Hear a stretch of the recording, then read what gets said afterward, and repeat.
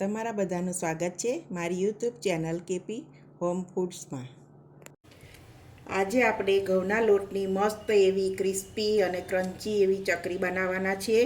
તો ચાલો હું તમને એની રેસીપી બતાવું।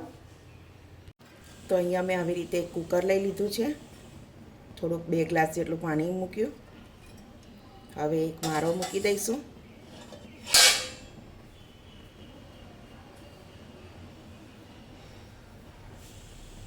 અહીંયા મેં 2 વાડકા જેટલો ઘઉંનો લોટ લીધો છે ઝીણો। હવે એને આપણે પોટલી વાળી લઈશું।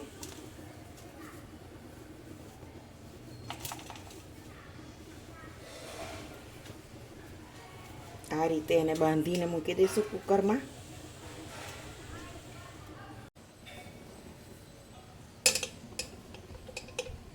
મૂકી દેવાનો।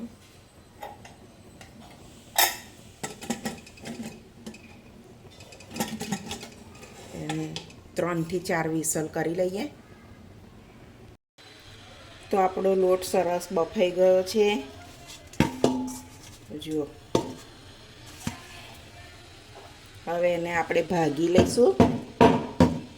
તો આવી રીતે ભાગી લીધું છે મોટું મોટું।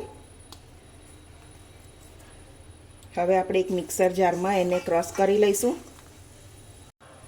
આવી રીતે એક ચાળણી લઈ લેવાની।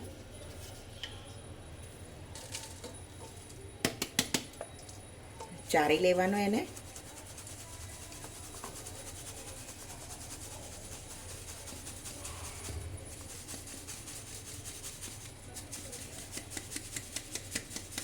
આપણે બધું એવી રીતે ચાળી લઈશું। તો આપણો બધો લોટ ચાળીને રેડી કરી લીધો છે। હવે આપણે એમાં મસાલા જે કરવાના છે એ કરી લઈએ।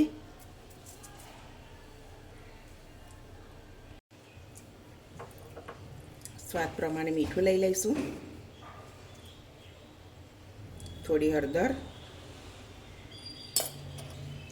1 ચમચી લાલ મરચું, 1 ચમચી ધાણા જીરું પાવડર,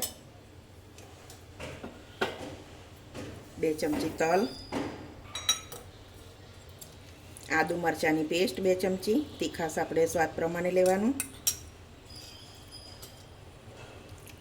બધું મિક્સ કરી લઈશું બરાબર।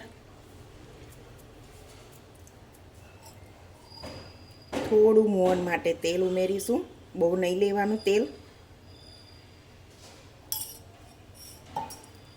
થોડું માપનું જ રેડવાનું। તો બરાબર મિક્સ થઈ ગયું છે। અહીંયા મેં થોડું દહીં લીધું છે, થોડું પાણી રેડ્યું છે, એનાથી લોટ બાંધવાનો।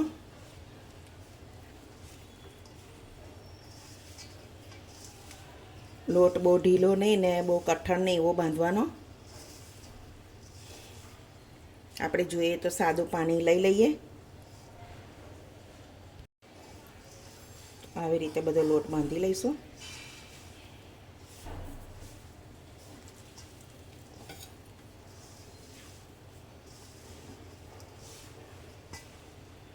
તો આપણો લોટ સરસ બંધાઈ ગયો છે।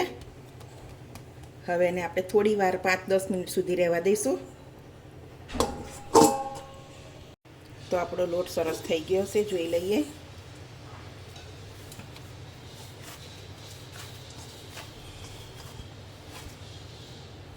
તો સરસ થઈ ગયો છે, થોડું મસળી લઈએ।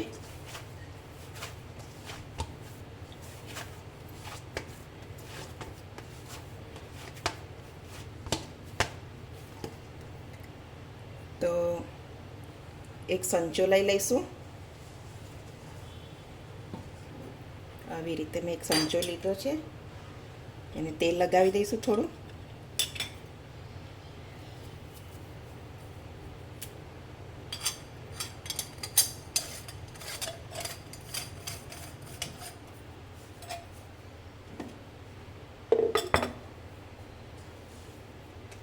હવે આપણે થોડો લોટ જેટલો માં એટલો ઉમેરી દઈએ।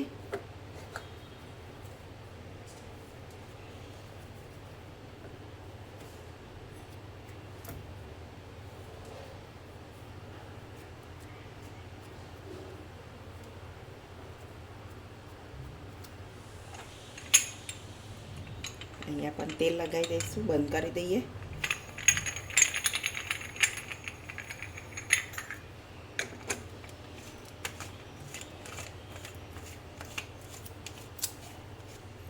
હવે આપણે ચકરી પાડી લેવાની છે બધી.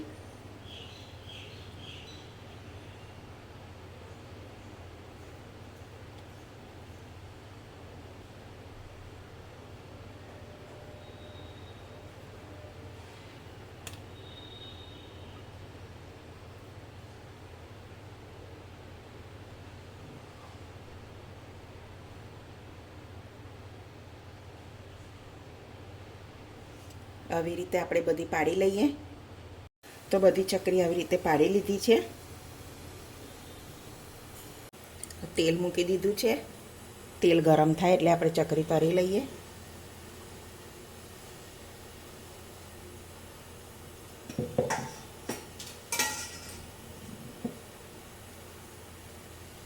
તો તેલ સરસ ગરમ થઈ ગયું છે. તેલ બરાબર ગરમ થાય પછી જ ચકરી આપણે અંદર એડ કરવાની. જો ધીમો ગેસ હશે ને ચકરી અંદર મૂકશો તો બધું તેલ પી લેશે ચકરી.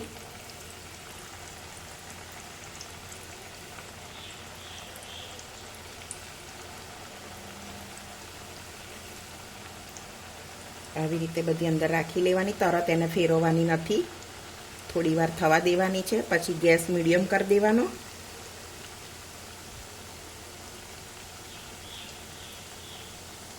તો આપણી ચકરી સરસ તળાઈ જવા આવી છે. ગોલ્ડન બ્રાઉન થાય ત્યાં સુધી તળવાની. એને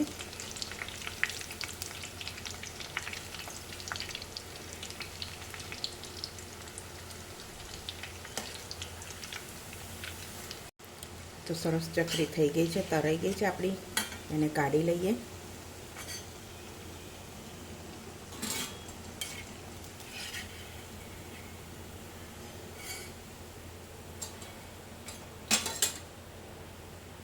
આપણે બીજી પણ એ રીતે તળી લઈએ.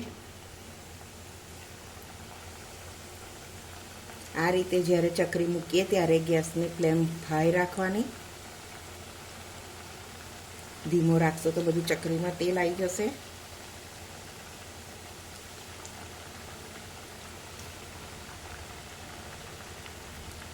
તો આપણે બધી આ રીતે તળી લઈએ.